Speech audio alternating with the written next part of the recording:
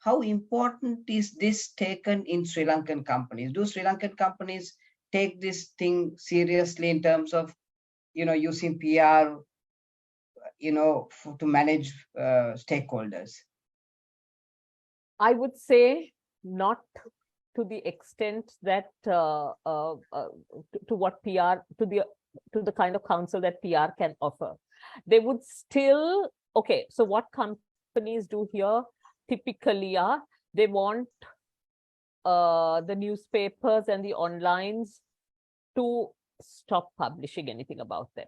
And that becomes, okay, I'm not saying it can't be done, but as a PR consultancy, we respect editorial policy. And so we advise clients, give your side of the story, do a holding statement if you need to explain, go ahead and explain, not in detail, just the bare facts, just enough to know. Companies here, I would say, are reluctant to apologize. They mistake apology for acceptance. So that becomes a little difficult for us to break through. And I'm saying, showing empathy and apologizing does not mean that you're accepting responsibility. But that is not fully understood, I would say. I mean, and here I'm speaking generally. Yeah. Yeah, by and large, so Sri Lankan companies still have a long way to go in PR, in appreciating that crisis management and preparing for it, and as I would say, India, but we are far better than the other South Asian countries. We work with Bangladesh and Nepal and the Maldives, and I would say we are way ahead of them. But still a lot of learning. And for that, the more crisis management sessions that they are exposed to would also be good.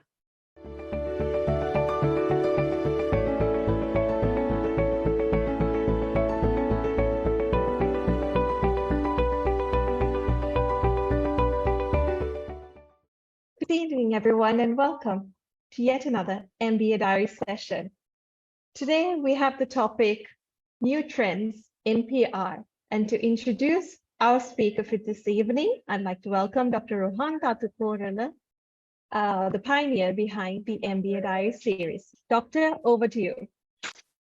So today we have a fantastic personality, someone who has really done an amazing contribution to the world of PR and advertising. Someone who I've been knowing for a long time. If you ask me, she's undoubtedly one of the people who have been actually responsible for developing our whole industry in Sri Lanka in different perspectives. If I may go through the exact detail, she's the founding Chief Executive Officer of Adfactors Public Relations Lanka, which is Sri Lanka's leading PR consultancy. She has expanded the offerings to the region, working closely with Adfactors PR's leadership to further build the network in South Asia. Adfactors PR, under her leadership, has been recognized as a leading and respected brand in the PR industry, managing portfolio of country's largest diversified conglomerates. The firm has built expertise in managing reputation, image for clients, amidst chaos, uncertainty, particularly in exports, trade-related industries. The public affairs practice works closely with Sri Lanka's largest exporters in apparel, tea, pharmaceuticals, as well as member associations of Chamber of Commerce. A member of the several associations that this particular personality is attached to, and also been volunteering her time for women entrepreneurship development for over 30 years. A former chairperson of the Women Chamber of Industry and Commerce, Sri Lanka, and a member of its Policy Advocacy Committee. She drove the efforts in securing a 5% mandate loan allocation exclusively for women entrepreneurs from the central bank. She has also headed the tax task force of the Chambers in forming the SARC Chamber Women's Entrepreneurs Council. She's a member of the Vital Voices Global Partnership, a non-profit making organization that steers women entrepreneurship development, and was the steering committee of South Asian Women Entrepreneurs Symposium, both part of Hillary Clinton's Global Women's Initiatives, in addition to several women entrepreneurship forums, both globally in South Asia. Ladies and gentlemen, a person who has been amazingly involved in the world of marketing, advertising in Sri Lanka, someone who has been a good friend to many people and companies when they are in trouble on how they're going to move forward. The CEO of Adfactors Sri Lanka, Rezani Aziz. Rezani, over to you. Thanks, Rohantha. And firstly, I have to apologize to everybody that I'm fiddling with these earphones because for some reason it keeps slipping off. And one other thing, if you don't mind, Rohantha, small correction. I've been involved in public relations, not advertising. And for those of you who are in marketing and in advertising, I have to mention at the outset, the practice of public relations is the least understood. It's the least respected. And so that's why I think Rohantha wanted me to have a chat with everyone today, just so that you understand the vital role that PR plays in any business, I would say across any sector, any discipline. So for the longest time, or since I started 25 years ago, PR has been, public relations has been essentially media relations. You develop a press release for a client based on the client's brief, and you get it in as many newspapers, print as possible. And when I started 25 years ago, sorry, Rezani, tell me at what point you would want me to show this. Until then, I'll stop sharing. Is that okay? Or you can just keep it on. It's okay. Oh, okay. Yeah, Tell me when you want me to take it down. Okay. Let it just be. No, so I'm just giving a context to what I'm sorry, I'm hanging on to my earplugs. I hope you don't mind. I'll take it off later. Yeah. So where was I? Okay, a press release. And the more number of hits it gets, the better for you. So the client is thrilled when you get it across so many newspapers. I was going to say, when I started, there were no online news sites. That proliferated much later and really came to its peak during COVID. Yeah, and so that was it. There was some amount of issues management, crisis happened, and again, our relationship with the media helped. And all was fine in the PR space. Again, marketing budgets were huge. Nobody paid any attention to actually appreciating the potential of public relations. And PR practitioners and consultancies also were paid puny little amounts. So now what happened over the years? And particularly pre-COVID and with the onset of COVID, the reputation, that's my first point. The reputational risks have increased exponentially, meaning the moment there is something, anything, any tiny little thing, earlier, if there were 45 newspapers and titles and TV channels, so 45 titles of media, now there are, I would say, 5 million of them in our country alone, meaning anyone can tweet, anyone can put a post on Facebook, anyone. So the news is instant, immediate. And what does that make of PR practitioners? So again, I'm just bringing out incidents, a couple of them, 3, 4 of them, and to explain what we in public relations have done or have transformed or evolved to helping such situations. So while scrutiny is on the rise, activists pick up negatives and flaunt it immediately. It's amplified, it goes viral. Within seconds, a whole population whom you think is dormant would have seen the negative news. So monitoring that becomes absolutely essential. It's not a nice to do. Monitoring social media is something that we in PR, that Adfactors has heavily invested in. And there are tools, there are particular tools that have been developed in the region and overseas, which actually tracks all these social media sites. Facebook, the public pages, of course, YouTube, Google News, Twitter, and we are able to, on real-time basis, pick out what is being said about the client. So again, the evolution of it has caused us to really invest in these kind of tools and garage tools that scrutinize the platforms. The second, and I'm just going to rush through it because I'm conscious that we have 20 minutes, and I'd rather use this time to have questions and answer them. The second one, I think you have to go up, Rohantha. The second thing is, and here, so what is public relations? I mean, nobody quite understands what goes into it. I don't think my mother still knows what I'm doing, and she thinks it's all events. Some people think it's just doing press releases, but it is the art of influencing the influencer. So while clients might want their press release in multiple newspapers and multiple outlets, for us, influencing the editor becomes more important than the number of hits a particular press release can achieve. So that is where we're at.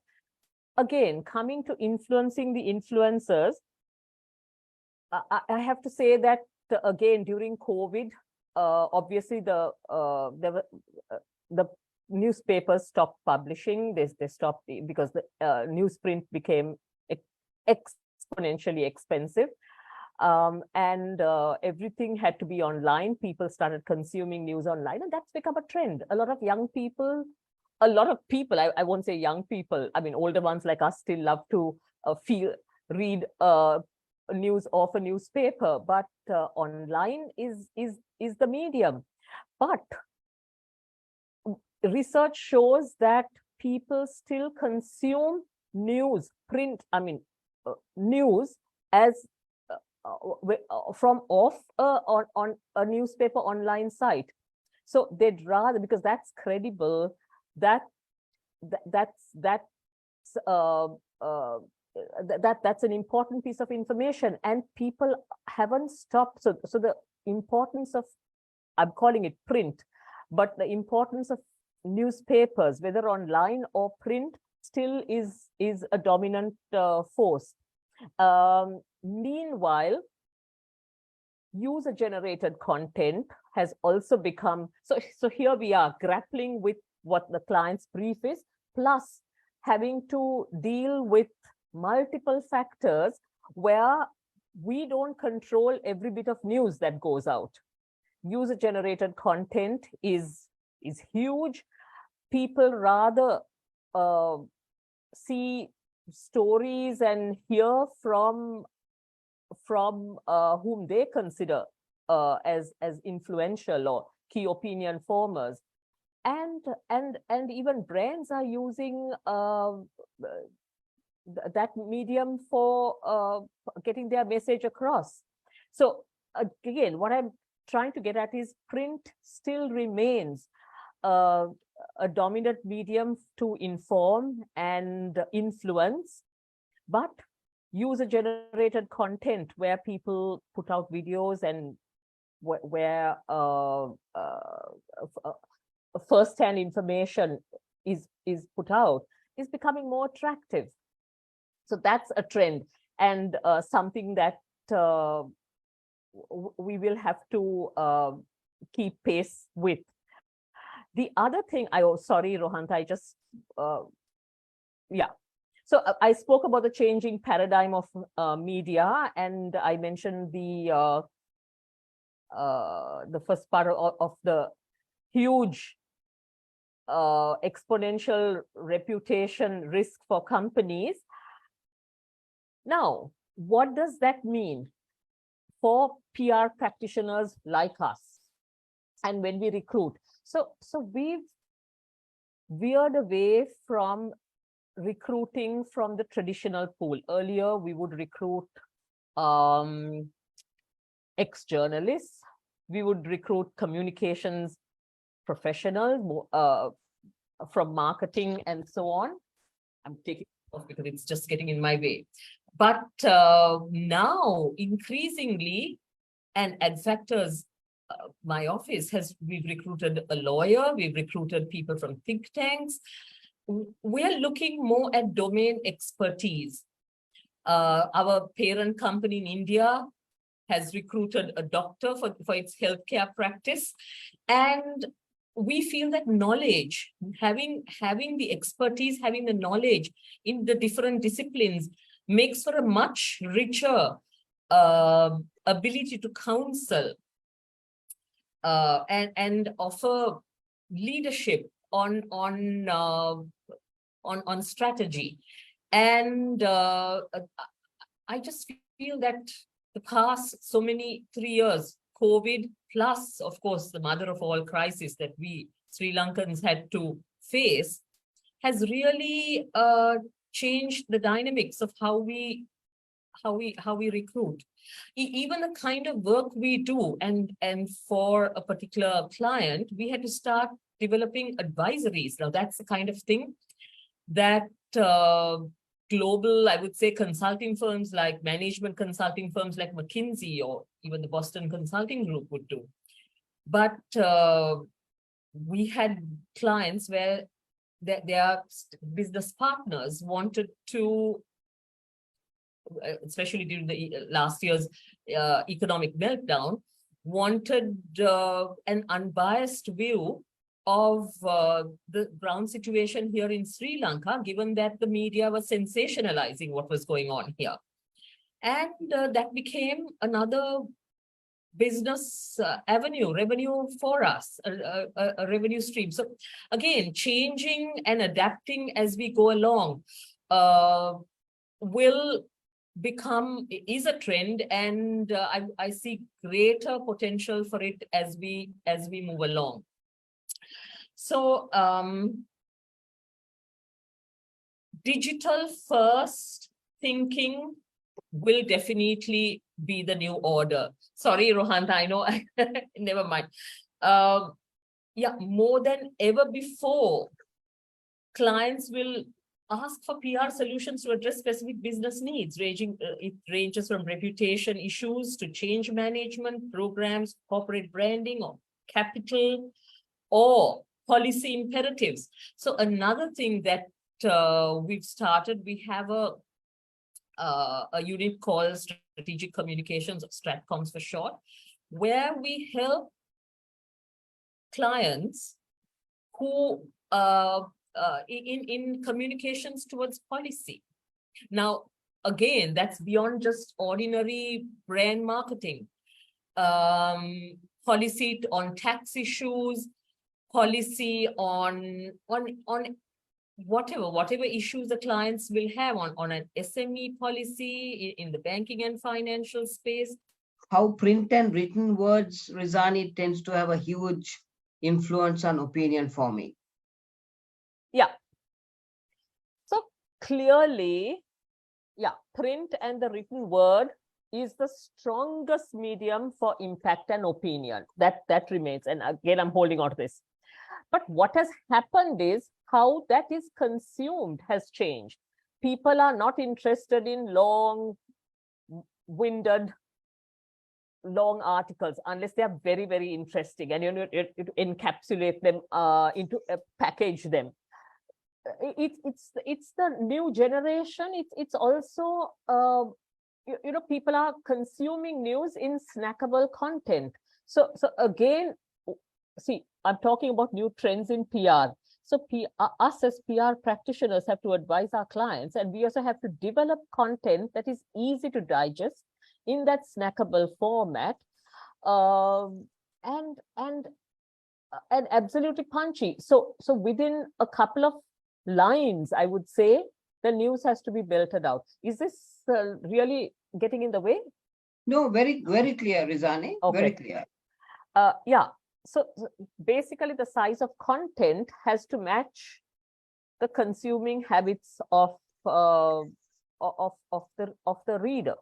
That's what I was saying. But with all of that, there is a huge demand, a bigger demand than ever was for credible news. People want to know. The other point you made is on that issues and crisis management. So here's what.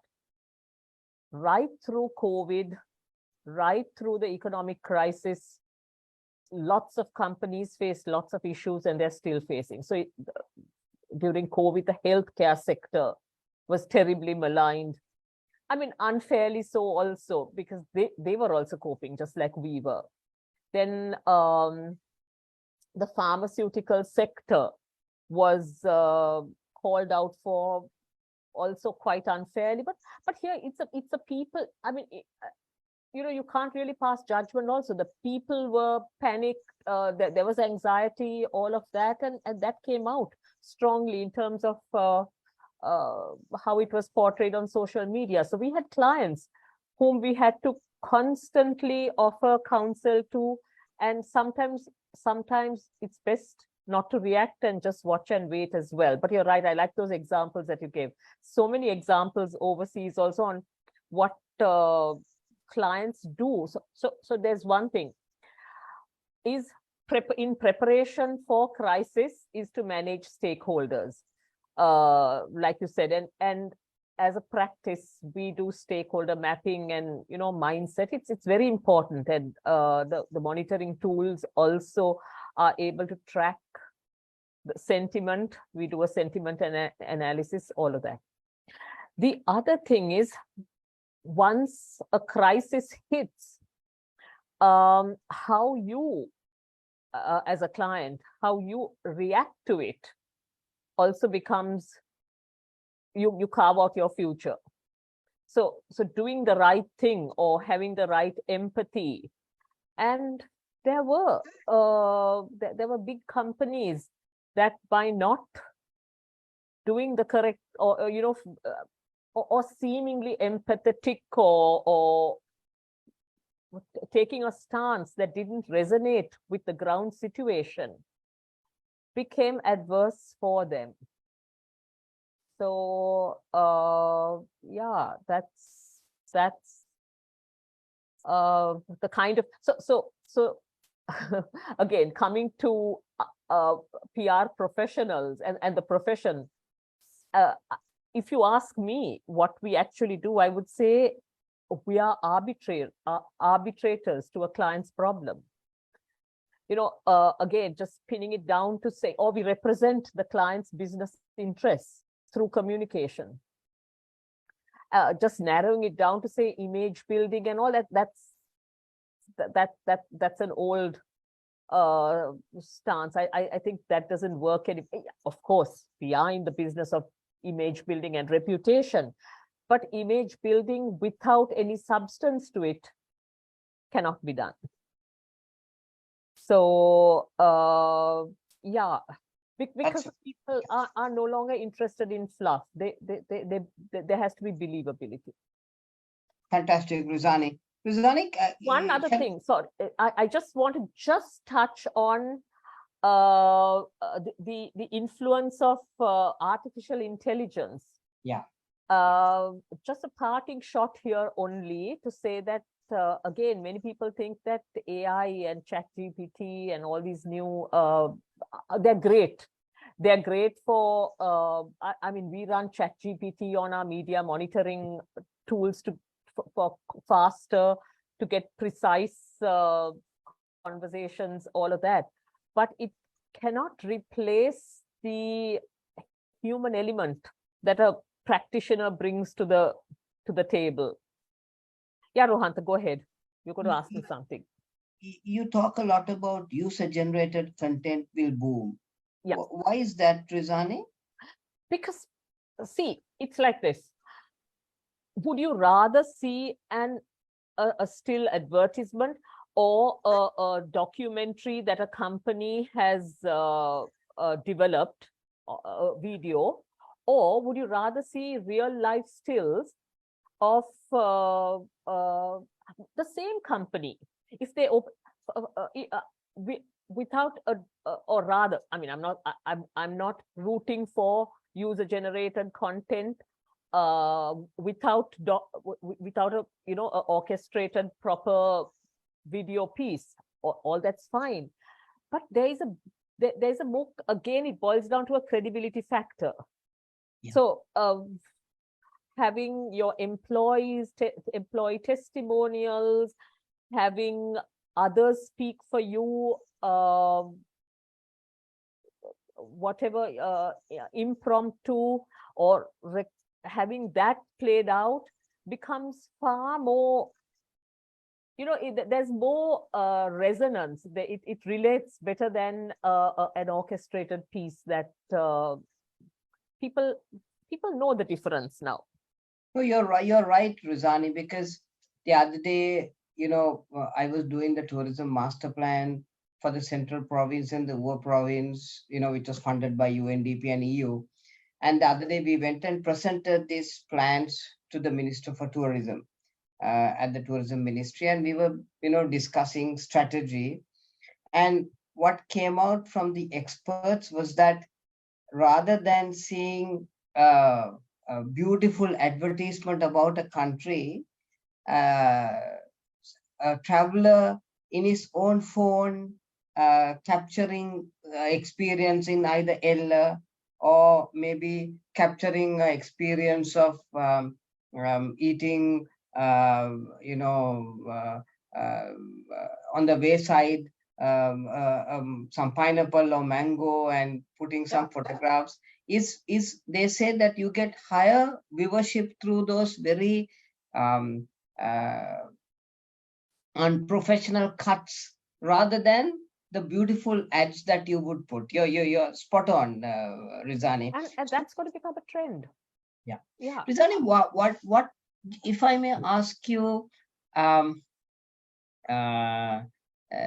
what is the biggest and the most successful campaign in your career that you have done, so that everybody understands a real life situation? Could you share? Oh my gosh. I've done so many. I'm totally unprepared for that. Anyone, or even a global campaign that you have heard about, because sometimes you can't talk, which you have done to a client because it's a PR issue. Some a global crisis that really touched me, and I use it constantly with my team, is I don't know if you've heard of that Starbucks issue. No, tell us. Yeah, so Starbucks, one of the outlets had two, and I'm using this racially, had two men of color come and sit in at their store, and they just came in and they were ordered out. I think one of them wanted to use the washroom or something like that. Anyway, they both came, but the manager had asked them to leave without even, just it was a very discriminatory act, and that was immediately plastered all over social media. Starbucks was taken to task. I mean, they were taken to the cleaners on that. But what did they do immediately? They announced, they apologized to the public. This was in the US, obviously. And the next thing they did was the management said that they were taking a week off. They were closing all their outlets to conduct training sessions across all their staff on how to treat people and to respect diversity among people. So whether it had an impact or not is a different thing. The fact that the management took responsibility and decided to close their outlets in that particular area, plus I think they took a day off, they closed all over the US in an effort to and use that time to train their staff on how to treat people. And So what you're saying, Rezani, is that when there is a PR issue, accepting that there is a problem is the most important thing. That's what you're saying. Absolutely. Taking responsibility for it. Yeah. Like for example, the example you cited, if they took this lightly, you would have had racial riots and they would have come and hammered all the Starbucks outlets around the US. There would have been a lot of issues. But because of that prudent management decision that was taken by the company, of acknowledging, then, you accepted saying, I'm going to correct myself and come back to you, because it's a relationship with the consumer. So I think it's a brilliant example. Brilliant. Yeah, so there are lots of Adfactors public relations in India handles the mandate for Air India. Okay. They got they pitched for that account, and they got that account about a year ago when Tatas took over it. Okay. There was an incident on the Chicago-Bombay direct flight, the 15-hour flight or whatever, on business class, where a passenger who was absolutely drunk, urinated on a woman. It was big news. Yeah. Mad things happen on that Air India flight anyway. And on business class. Now, so obviously the lady was infuriated, and so the staff, the attendants helped her clean up and all that, and then the man, once he got sober, because now it was a 15-hour flight. Once he got sober, he said he wanted to compensate, and then the flight attendants thought that was a great idea, and got him to pay some $500 or something to her, and they thought the matter had ended. However, she went to her apartment in Bombay. Her son-in-law in Chicago sent a letter of demand to Air India. And now that became a crisis management incident for Adfactors in Bombay. Now, so this was hitting the headlines every day. One is because Tata, which is the largest conglomerate in India, had bought over this government-owned Air India, and so that it became headlines and spotlight. If it was government-owned, they might have not cared about it, but obviously because Tata's is big, there was a lot of interest. So every time this incident, so the son-in-law sending a letter of demand, then the inquiry that Air India had, everything became in the news. Holding statement aside, whatever aside, this was just going on and on and on. And whatever the flight, so the captain of the flight is also responsible. And I'm just going to let you into a little secret. So the CEO of not the airline, of the company of Tata Sons, actually had a meeting with the managing director of Adfactors. And this went on for about 3 weeks, and nothing was quietening down. There was litigation imposed and all that. So they had a meeting. My managing director said, "Look, holding statements and all aside, your captain of this flight is being held responsible, and unless he takes responsibility for it, this is not going to end." So, have him resign, have that entire business class crew resign with him. What you do with him later, have an inquiry, show that Air India is taking these things seriously. And that's exactly what they did. They had to have that captain. So there are different ways of addressing it, but unless, sometimes clients think that, oh, this will go away. Sometimes it just stays on, and people, but now then that became the headlines. Oh, Air India has got this, the captain of this flight so-and-so, Chicago to Bombay, to leave, to take responsibility. So yeah, and that advice was given not by the lawyers, but by the PR consultancy. Yeah. So I what you're saying, Rezani, is that, if the first, all companies are going to have an issue someday. Every company, it could be today, day after tomorrow, it can be. Your mosquito coil might be causing a, wheeze, your drink. I remember once they found a condom in a bottle of drink, in Sri Lanka, and so you can have some problem somewhere, but what you're saying is that the first thing that you need to do is to say, I have accepted it and I'm going to take action on it, so that then it neutralizes the situation, is what you're saying. So Rezani, now how important is this taken in Sri Lankan companies? Do Sri Lankan companies take this thing seriously in terms of using PR to manage stakeholders? I would say not to the extent that to what PR, to the kind of counsel that PR can offer. They would still, okay, so what companies do here typically are, they want the newspapers and the onlines to stop publishing anything about them. And that becomes, okay, I'm not saying it can't be done, but as a PR consultancy, we respect editorial policy. And so we advise clients, give your side of the story, do a holding statement if you need to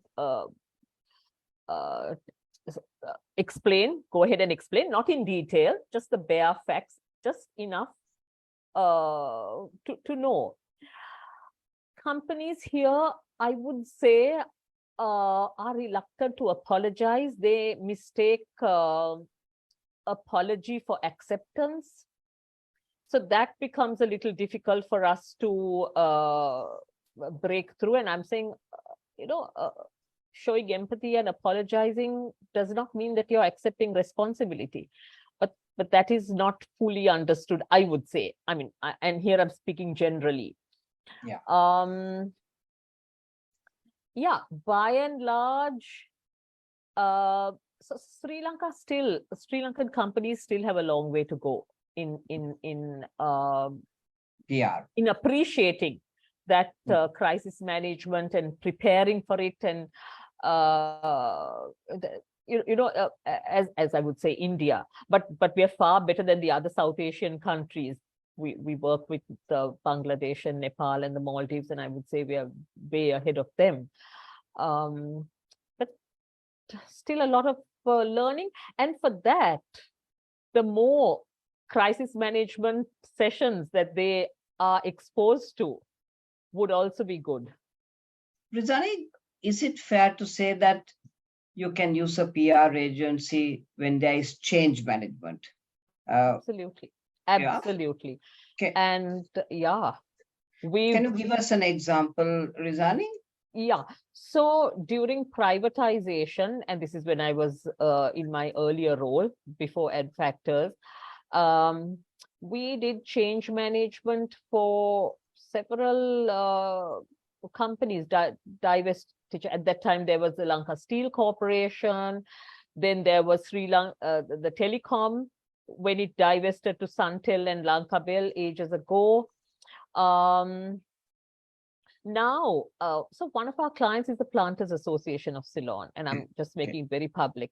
And for the longest time, I would say for the last 6 to 7 years, they've been rooting for a revenue share model for their workers.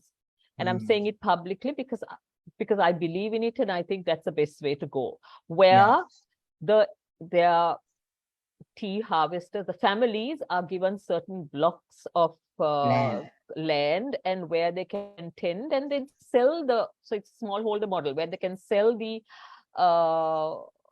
whatever the yield back to the plantation company. And at an agreed price, and it's being done. It's just not established as a system. Yes, but it's being done.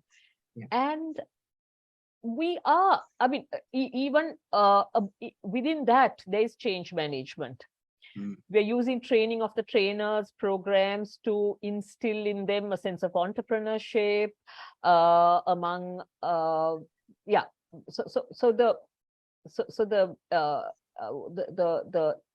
would say the workers, the population on the plantations are very open to it and are embracing it rapidly. It's just that then there's a political system in between also, the trade unions and all of that, which are a bit reluctant because then it loosens their grip on the workers. But public relations in change management is I won't say it's a nice to do. It's an absolute economic, it's an imperative.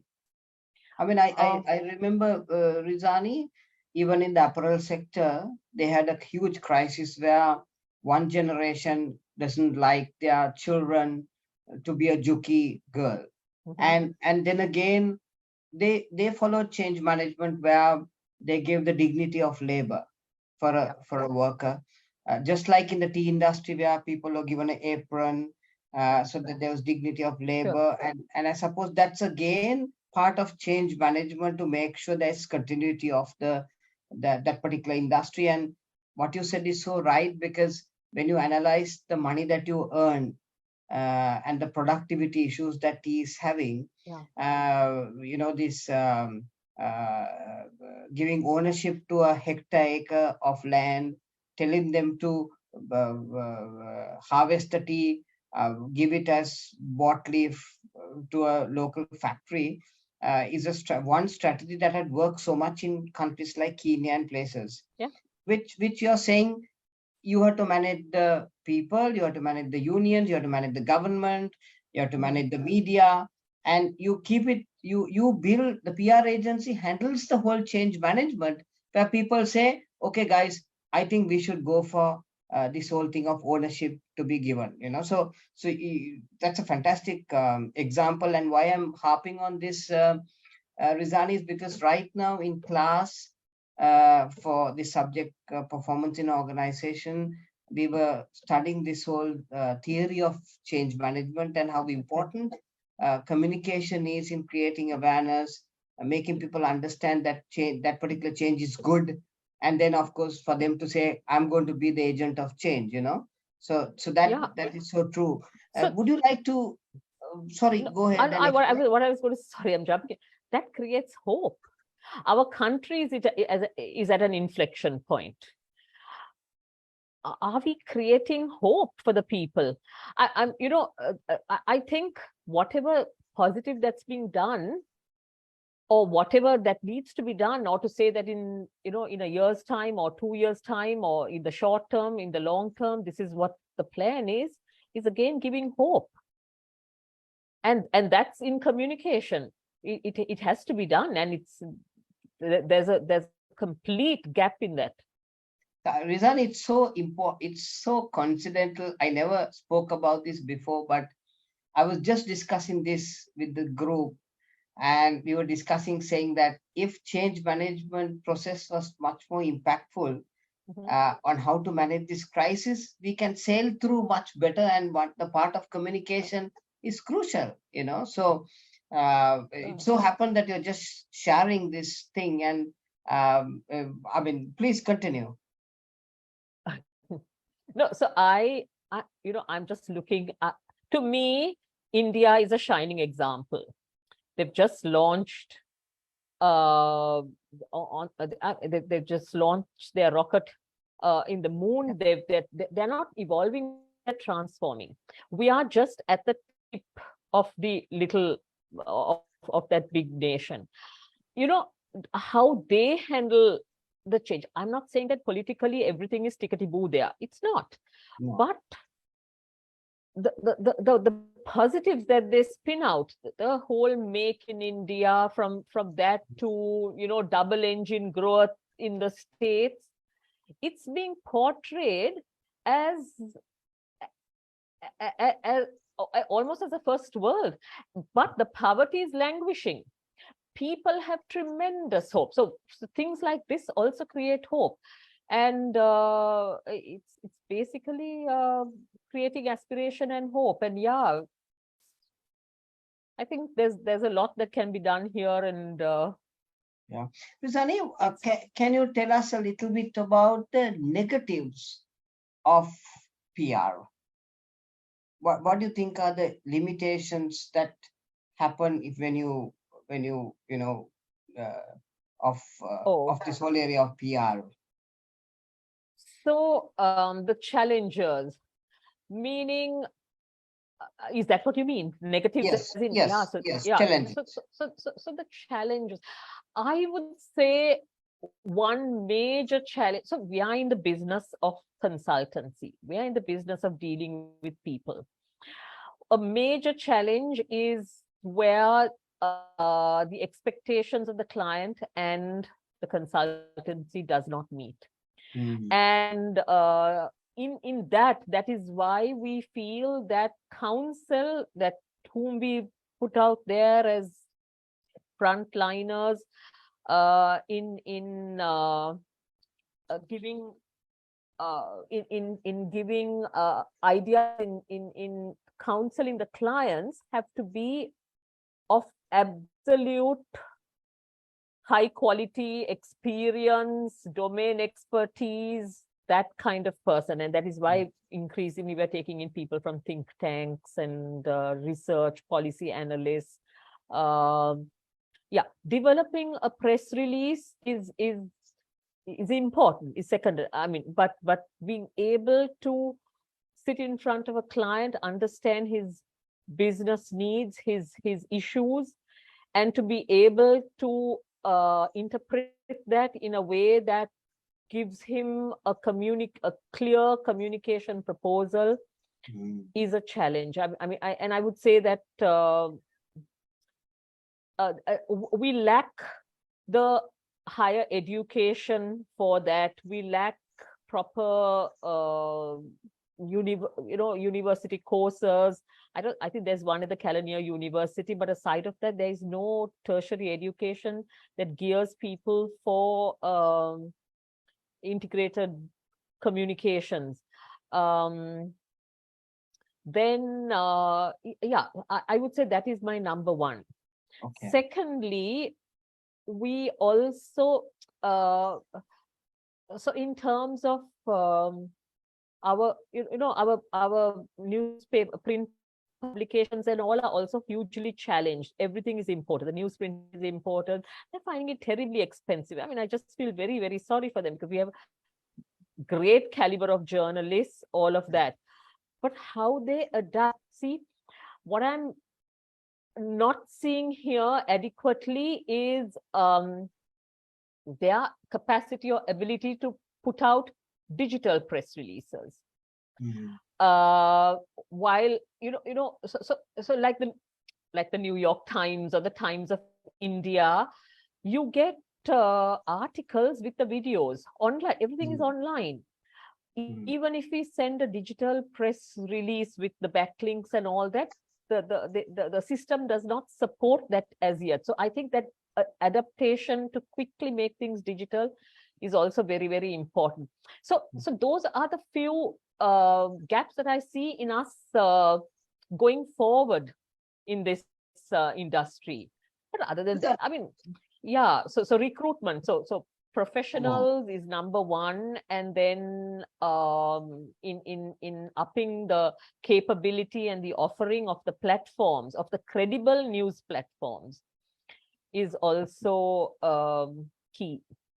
Rezani, did you find that when the economy was like now, we contracted about 7-8% last year, and first quarter this year again we contracted by about 11.5%. Did you feel that people felt that it was not worth putting into PR money, or did you find that people found it, no, they must do it? What was your experience? So from my experience and our personal experience, right through COVID, our business was doing very well. Again, because there was issues management, all of that, and so we make money out of issues. I mean, that's our that's business. part of our practice. Yeah. During the economic crisis as well. Now we were fine. I mean, we grew 30% during the economic crisis. Yeah.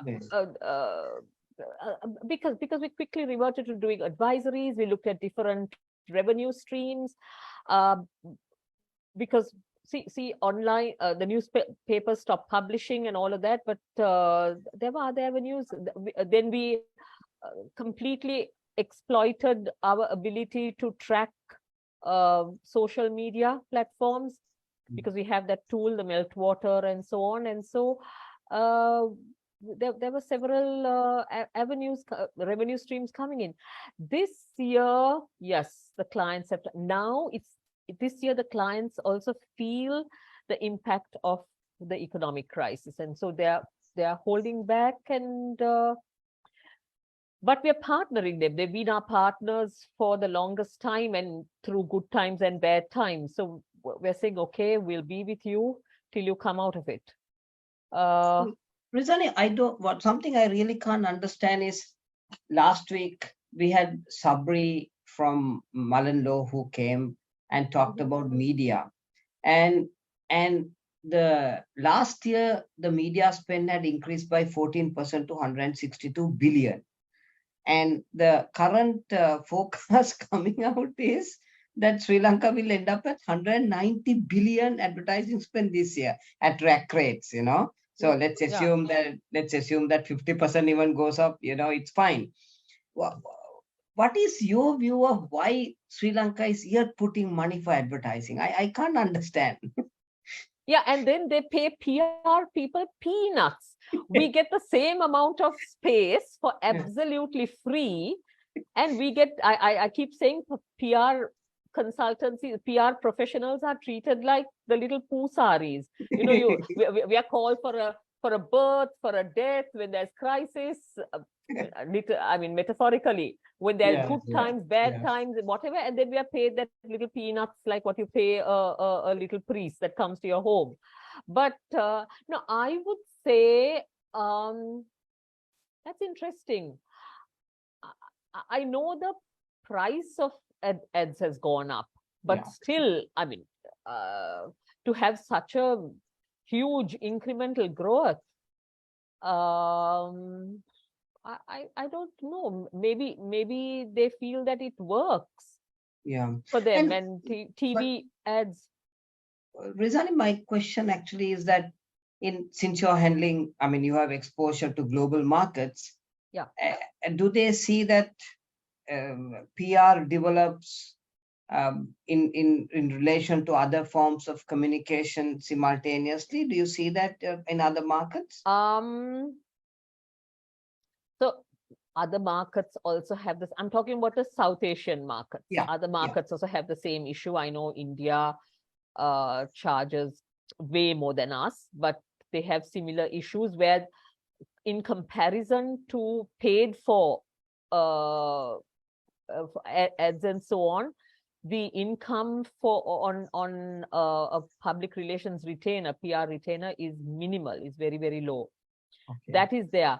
I'm not sure how it is in the US and so on. It's just that traditionally it has been like this, and and more so in Sri Lanka, where I think the customer, the clients just feel that, paying for a piece, they're able to plug in whatever they want, whatever they feel like, and but whether it influences the influencer, I really can't tell. Yeah. Yeah. Thank you so much, Rezani, and it was wonderful talking with you. I mean, when you speak, you realize the depth of knowledge that exists. I love the example of Air India. I love the example of Starbucks. And I think I really liked what you said on the challenges, because you're right. There's no point hiring a PR agency if the two parties don't understand what is being said. And especially when you're in a crisis situation, Rezani, you're trying to explain to the other party the problem you're facing and how you could develop a solution together, which actually there is no recipe. It has to be tried and tested. So I really like that particular piece, and especially the importance of PR for change management, I think is really, really a fantastic breakthrough, because that's what exactly just been discussed right now. Thank you so much, Rezani. Ruth, over to you. Ruth? Are there any questions from anyone else? Yeah, ladies and gentlemen, do you have any questions?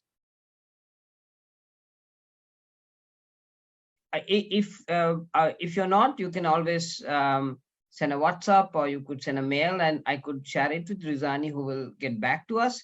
But I think it was a fantastic session. I really thank you so much, Rezani, for taking time off. Ruth, over to you. Indeed, Doctor. Rezani, great insights with years of experience in the industry. I think everybody who logged in today really appreciated the discussion, very insightful. Thank you so much for taking time and being part of our MBA Diary session and addressing our students. So with this, I'd like to thank everybody, all the students, all our industry partners, and anyone who's joined in through Facebook. Thank you for logging in and being part of our knowledge sharing initiatives. I would also like to thank our IT team for the technical support extended during the session. And before we draw to a close, I'd like to remind, I think there's a question on the chat. Doctor, would you like to? Yeah, very, very interesting question. Aruna, who works at Dialogue. How do I pick your chat? Okay. How do you see merging the change management and public relations influencing, applying to the situation where a country like Sri Lanka to drive for a psychological safety future of the country? What do you think, Rezani? No, just interpret that to me. Sorry, again. How do you see the influence? Aruna, would you like to explain, Aruna? Aruna, go ahead, Aruna.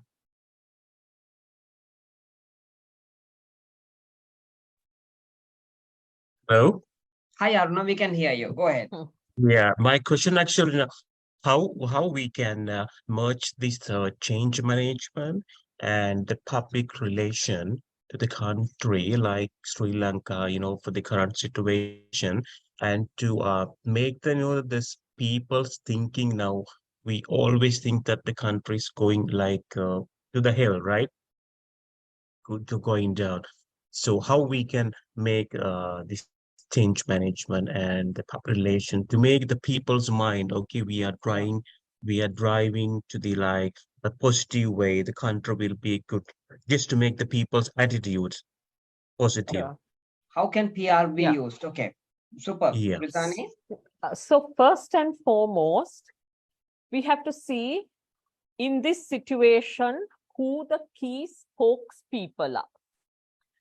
Now, in any issues management or rather in change management, we always try to pick a spokesperson or somebody that the people will look up to.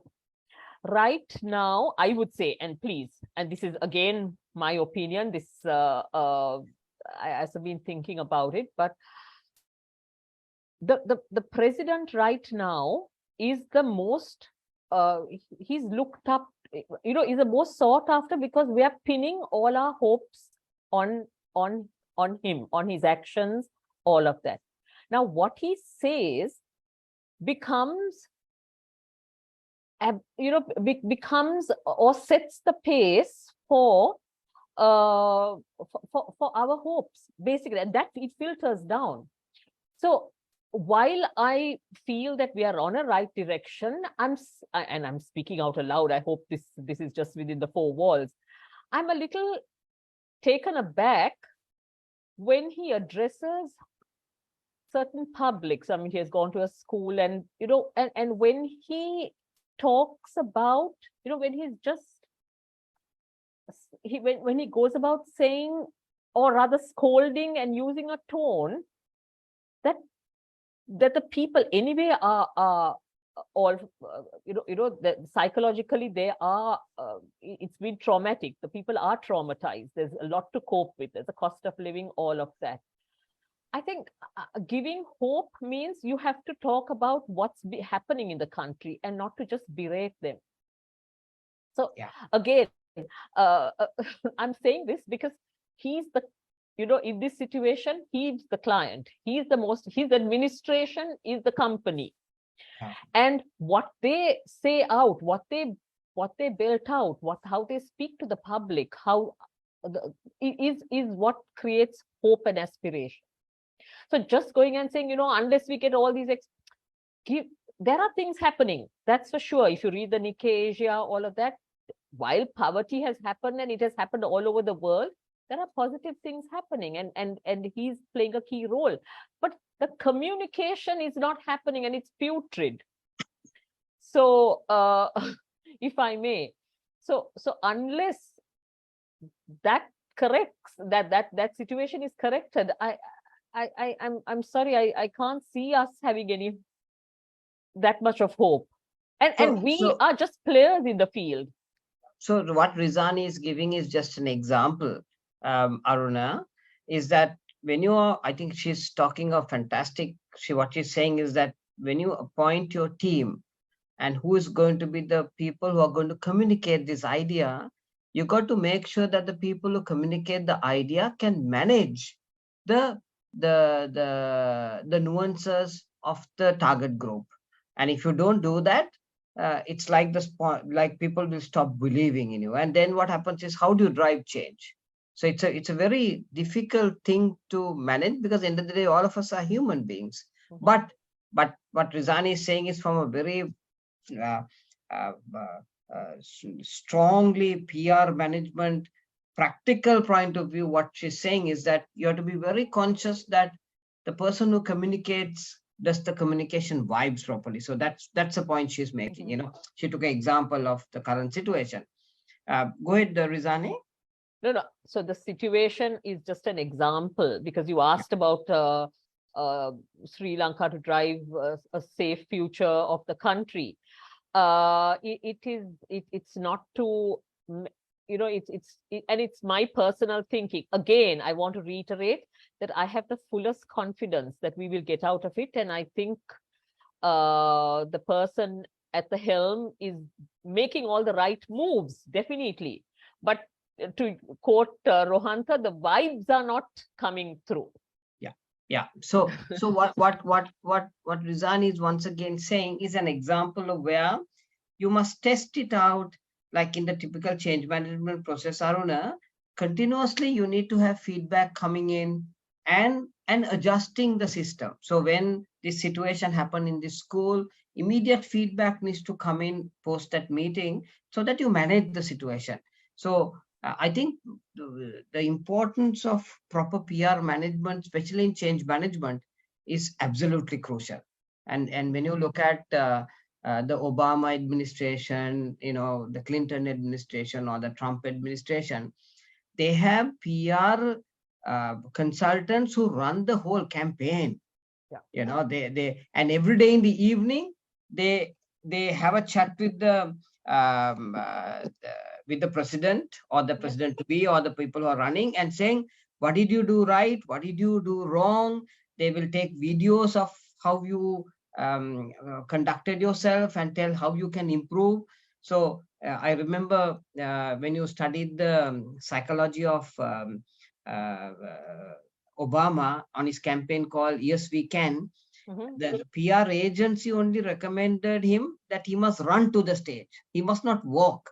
So every time when his name was given, he runs to the stage just to show that he's young and he's energetic and he's prepared to change, and yes, we can change. So to that extent, you have this integration between the client and the PR agency and having that universal thinking to get them to say, guys, we are one voice, So I think actually that's a fantastic example, Rezani, that you gave in Sri Lanka, just a case in point. Yeah, it's just good. Very, very good. Thank you so much. Rezani, you want to say something? I think we will overall. Yeah, okay. No? Yeah. Ruth, over to you, Ruth. Amazing. Right, so before we wrap up, I'd like to remind everyone of two things, as we always do at the end of our sessions. One is that we have an extensive internship program at Appit. So if you do have any opportunities in your company, do send it our way. And secondly, I'd like to remind everybody that we have recently launched our new MS in Marketing Management program. So do check that out. Walk in, email, or even call for more details. So with this, without taking too much time, I'd like to wish everyone a good day, a good afternoon, and a good evening from wherever you're joining in. So take care till the next session.